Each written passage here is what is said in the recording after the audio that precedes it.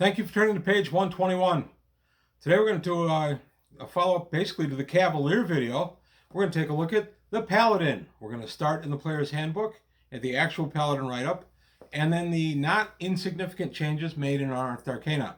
So we'll be using both of these books today to go over our friend the Paladin. This is a good class, and if it's played properly, it can be a very good class. If it's played improperly by either the player or the DM, it can be a terrible class. So we're going to take a look at it today on page 121. Also, quick reminder, subscribers, please. Channel is still growing very nicely. I'd like to keep it doing that. And also, if you could do anything on the Patreon, please take a look at it. I do offer some rewards there. That's it. End of commercial. Back to the important stuff. Paladins in AD&D today on page 121. Paladins, a challenging player character class. That can be challenging for both the player and the dungeon master. We're going to take a look at it in depth here. We're going to start with that fine A Paladin in Hell picture. I love this one. Sutherland picture, A Paladin in Hell. Right there. That is such a nice picture. It really kind of sums it all up. The Paladin, as written in the player's handbook, and I'll explain the differences when we get to the Unearthed Arcana version. Paladin is a fighter subclass in this book. But unlike fighters, all paladins must be lawful good of alignment and always remain lawful good or lose all their special powers. They have fighting abilities and limited spell powers at high level. To become a paladin, a character must be human, have a strength of not less than 12, a minimum intelligence of 9, a wisdom of 13 or more, a minimum constitution of 9, and not less than 17 charisma. Those base stats change a little bit in the Unearthed Arcana version, which stresses a little bit higher constitution and things like that. If Paladin has both strength and wisdom in excess of 15, he gains 10% bonus to his experience points.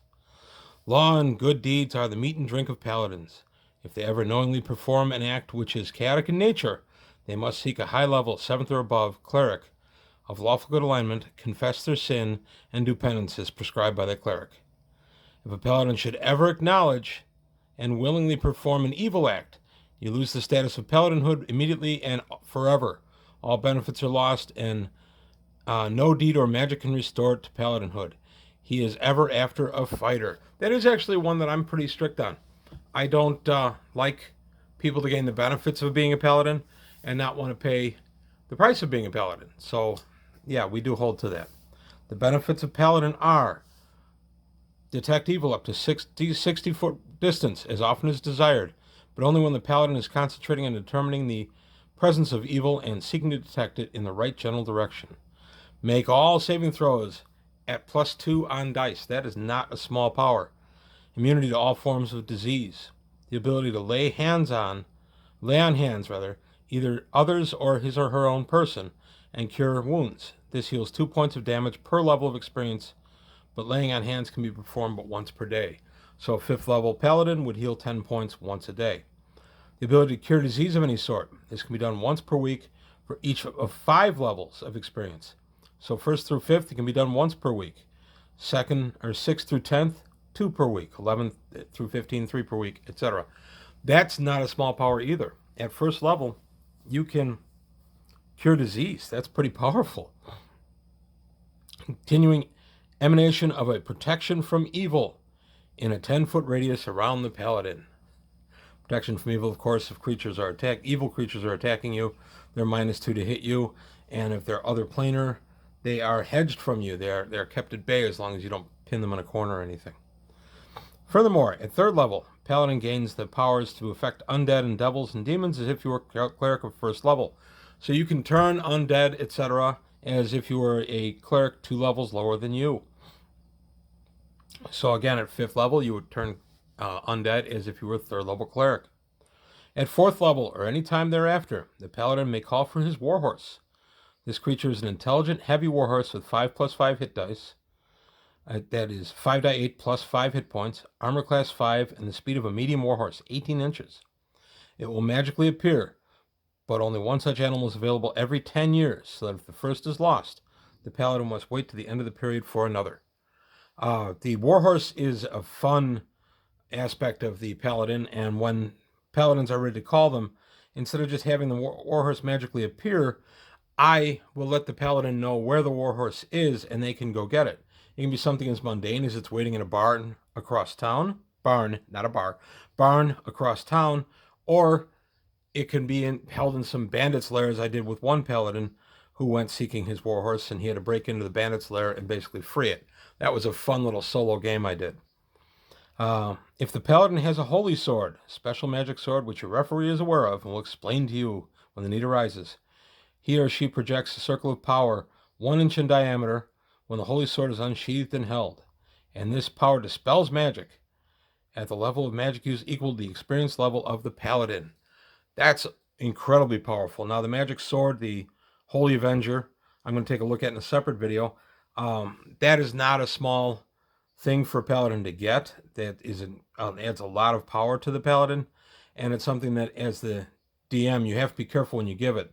The Holy Avenger is +5/+5, but can be +6/+6, and you have to be sure when you time it to give to the paladin. At 9th level, and this goes through 20th level experience, you gain the ability to deploy cleric spells. You may never use scrolls of spells, however, except those normally usable by fighters. Then we get to the following strictures apply to paladins. You may never retain more than 10 magic items. These may never exceed 1 suit of armor, 1 shield, 4 weapons, and any other 4 magic items. We actually do hold to this. Paladins have to be very choosy about which magic items they carry around. Another restriction: they will never retain wealth, keeping only sufficient treasure to support themselves in a modest manner. Pay henchmen, men-at-arms, and servitors. Maintain a small castle. Your DM will let you know when it's ready to go. Excess will be given away, as is the tithe. And actually, we do allow the paladin at lower levels to keep some money against the day that he can actually set up his keep. But it has to be reasonable amounts. He can't be hoarding money to hoard it. An immediate tithe, 10% of all income, be it treasure, wages, or whatever, must be given to whatever charitable religious institution, not a clerical player character, of lawful good alignment the paladin selects. Generally, it would be of the paladin's order. And as Reverend Lovejoy says in old Simpsons, that's 10% gross, people, not net. 10% off the top. Don't make us do an audit. I do not count the value of magic items that the paladin attains as part of the income. That would actually be kind of ruinous in the paladin, in my experience, but we do enforce the 10%. Paladins will have henchmen of lawful good alignment and none other. They will associate only with characters and creatures of good alignment. Paladins can join a company of adventurers which contains non-evil neutrals only in a single expedition basis, and only if some end which will further the cause of lawful good is purposed. I'm a little freer with that. It's not as big a deal as it used to be back in the day when I would have open table and I would have 8 or 10 people sit down. I had to be pretty loose with that. And this can even be an evil person, as long as the paladin has no reason to suspect that they're actually evil. I've had a couple of thieves who have hung with a group, and the thief was maybe neutral, evil, and alignment, but never gave a paladin reason to really care, anything to be suspicious about. If possible, paladins would take service or form an alliance with lawful good characters, whether players or not, who are clerics or fighters of noble status. And that's a role-playing aspect that we've always encouraged. Paladins do not attract a body of men-at-arms to service, as do other regular fighters. And then we have the paladin chart, which is a pretty stiff chart to go up. But you're throwing 10-siders for it. You're getting exceptional strength and constitution, and all the other powers the paladin gets. And you gain 3 hit points per level after 9th. And here are your various cleric spells. We do give wisdom bonuses to these spells. So at 9th level, you would have 1. If you had a high enough wisdom, you would get probably 2 others, so you'd have 3 to go, and so on up the chart. So that's it. That's the paladin as written. Now, a paladin saw a big change in Unearthed Arcana in 1985. This change came about because the paladin was no longer a fighter. The paladin became a Cavalier subclass. That was an interesting change for the paladin, and one that was a little tough initially for us to deal with, because the big question, of course, was, do they still gain their exceptional strength for hit and damage, and do they gain the bonuses for high con? And the answer is yes. They're not a subclass of fighter, but they still get those abilities. So the change here is it's only 2 paragraphs, but it changes the Paladin a lot. It's no longer considered to be a subclass of the fighter, but is a subclass of the Cavalier. Paladin must have all the requisite ability scores of the Cavalier, plus a wisdom of 13 and a charisma of 17 or higher. These are pretty stiff numbers. I'm not going to go over all the Cavalier stuff. I just did a video on that earlier this week. So you can reference that video for that stuff. But that's pretty high. You're going to need the DM's help to make these numbers. Paladins are still devoted to the cause of lawful good alignment and will follow those deities or orders that profess that alignment. Should a paladin stray from that alignment, he or she will become a cavalier and be stripped of all special paladin powers. Paladins must initially be of the correct social station or be sponsored by a local noble. In the latter case, the paladin must advance through the horseman and lancer 0 levels, as told under the cavalier, before gaining paladin abilities. Paladin, as a subclass of cavalier, no longer has prime requisite ability and does not gain experience points for exceptional ability scores. That was a big deal. That's a 10% loss of experience points. Now, any paladins that we had existing in the campaign that we brought over in 1985, we brought over to this new subclass of cavalier, we did not make them pay any kind of penalty. They just couldn't get 10% bonus anymore. Powers, abilities, and level advancement of the paladin, as described in the player's handbook, remain unchanged. In addition, the paladin gains the abilities and powers of the cavalier class, including weapons of choice, pairing ability, horsemanship, saving throw bonuses, and immunity to fear. The paladin increases the charisma score the same way he or she has a cavalier. So when your paladin is rolled up for his 17 charisma, he also rolls percentage dice. So if he throws a 17 and he throws 92% on his charisma, he's a 1792 charisma. As he advances to second level, he throws 2 die 10 and adds that to the percentage. So if I rolled 10, that would be 1792 plus 10% would become an 1802. My charisma then goes to an 18. It's possible for a paladin to continue to increase his charisma, just as the cavalier, and he now can increase his strength, dex, and constitution. I really think this is a way that Gary Gygax was looking to go with all of D&D in second edition, is that you would not be stuck with static based statistics, that they would actually grow and increase as the characters grew and increased. Interesting idea. I'm not sure how practical that was. D&D is already a pretty complicated game, even by this point. I'm not sure how much that really would have done, but it works well. I like the Paladin. A couple of changes, very few changes we've made in Paladin.